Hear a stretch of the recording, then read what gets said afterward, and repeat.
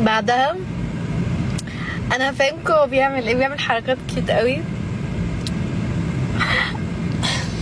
بجد، ما شاء الله ما شاء الله. لقيت بعدها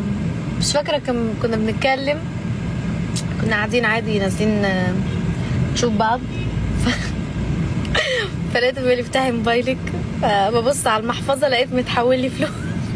قال لي الهديه بتاعتك اهي والله بجد حركات كيوت قوي يعني، انا بحب الحاجات دي عامه.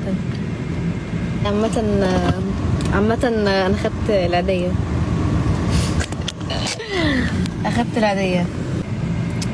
كنت جايبة لتسنيم ورد، فاتشاف ان انا جبت ورد وكده لتسنيم، وكنت وقتها انا ايه كنت قاعدة بتكلم معاه وبقول له انا بعمل لصاحبتي الحاجات اللي نفسي تتعمل لي، وبتكلم عادي وبقول ان انا مش عارف. لقيت تاني يوم حد بيقول لي انزلي تحت البيت، وجايلي بوكيه ورد كبير قوي قوي قوي قوي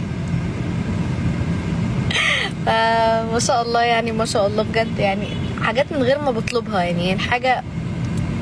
يعني هي حاجه من غير ما اطلبها، انا ما طلبتش الحاجه دي، الحاجه جات لي عشان بس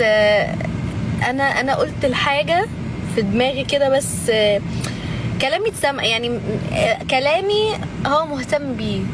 هو مهتم لكلامي ما شاء الله يعني.